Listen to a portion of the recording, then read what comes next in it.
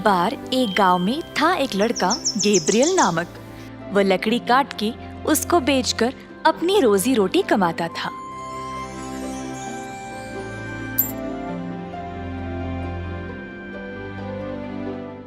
एक दिन अपना काम खत्म करके जब वह घर को निकला, उसको रास्ते में मिल गया उसका दोस्त नोआ।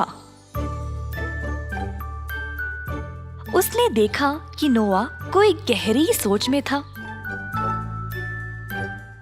हे नोआ, किस बारे में इतना सोच रहे हो?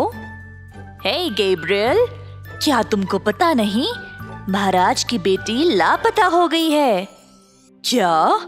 पर ये हुआ कैसे? राजकुमारी कहीं दूर अपने दोस्तों के साथ घूमने गई थी और अचानक से गायब हो गई। महाराजा भी अपनी बेटी की याद में बहुत बीमार पड़ गए हैं।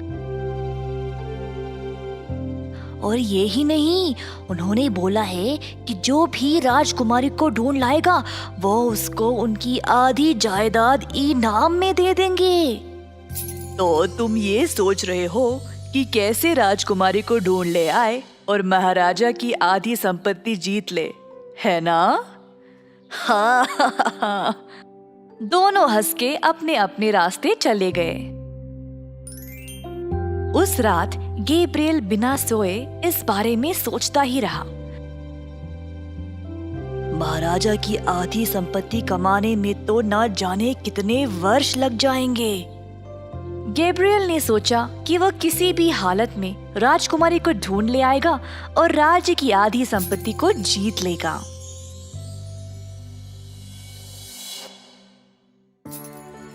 अगले दिन गैब्रियल राजकुमारी को ढूंढने के लिए निकला। इसी तरह कई दिन बीत गए पर उसको राजकुमारी नहीं मिली। गैब्रियल अब थक गया और परेशान हो गया, पर वह खुद को राज्य की संपत्ति के बारे में याद दिलाकर अपनी खोज को जारी रखा। एक दिन उसको रास्ते में एक तितली मिली जिसके पंख टेढ़े हो गए थे, जिसके कारण वह उड़ नहीं पा रही थी। गैब्रियल ने उस तितली के पंख को ठीक किया और उसको हल्के से हवा में उड़ा दिया। तितली ने गैब्रियल का शुक्रिया अदा किया और पूछा कि वह कहाँ जा रहा है। गैब्रियल ने तितली को सब कुछ बताया। तितली ने सोचा कि वह गैब्रियल की मदद करे क्योंकि उसने भी तो उसकी सहायता की थी। वह सोचने लगी और उसको अचानक से याद आया कि कुछ दिन पहले एक जादूगर ने किसी लड़की को कब्जा किया था। तितली गैब्रियल को ये बात बोली और पूछी कि कहीं वो लड़की राजकुमारी तो नहीं। तितली वो जगह जानती थी और गैब्रियल को वहां ले गई। क्या ये तुम्हारी राजकुमारी है? हाँ, यही है। अब हम राजकुमारी को बाहर कैसे निकालेंगे? जादूगर बहुत ही शक्तिशाली है, हम कुछ नहीं कर सकते। तितली की बात सुनकर गैब्रियल बहुत दुखी हो गया कि वो राजकुमारी को नहीं बचा पाएगा। गैब्रियल का दुख तितली से देखा नहीं गया। गैब्रियल, तुम निराश मत हो। मैं एक जादुई तितली को जानती हूँ।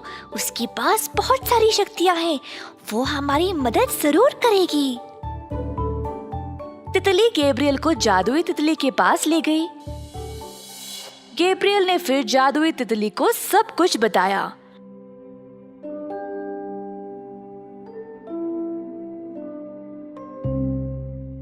पर उसने उसकी मदद करने से मना कर दिया। गैब्रियल फिर से दुखी हो गया। तितली फिर बोल उठी कि गैब्रियल ने उसको बचाया था जब वह उड़ नहीं पा रही थी और वह एक अच्छा इंसान है, तो उनको कैसे भी गैब्रियल की मदद करनी चाहिए। ठीक है, तुम दोनों यही रुको, मैं जाकर राजकुमारी को ले आऊंगी।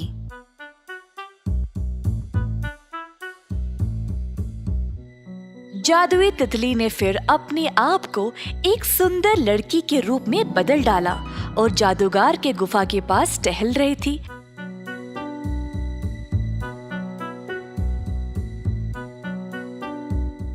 ताकि वो उसको देख ले। योजना के अनुसार जादूगर ने सुंदर लड़की को देखा और तुरंत अपनी शक्तियों का उपयोग करके उसको पकड़ लिया। उसने फिर लड़की को वहीं पे ले गया जहां पर उसने राजकुमारी को बंद रखा था।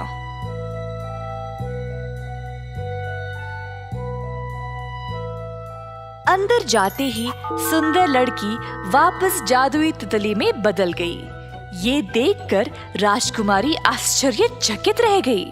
तुम तो लड़की हो ना, तितली में कैसे बदल गई? मैं किसी भी रूप में बदल सकती हूँ, ये मेरी शक्ति है। पर ऐसी शक्ति होने के बाद भी तुम इस जादूगर के पकड़ में आई कैसे? मैं यहाँ तुमको बचाने आई हूँ, इसीलिए एक सुंदर लड़की के रूप में बदल गई ताकि जादूगर मुझे पकड़ ले और यहाँ तुम्हारे पास ले आए। पर तुम मुझे जानती कैसे? गैब्रियल नामक एक लड़का मेरे पास आया था मेरी मदद के लिए, तो मैं उसके लिए तुम्हें बचाने आई हूँ। जादुई तितली फिर राजकुमारी को भी तितली के रूप में बदल देती है और फिर दोनों वहाँ से उड़ निकलते हैं।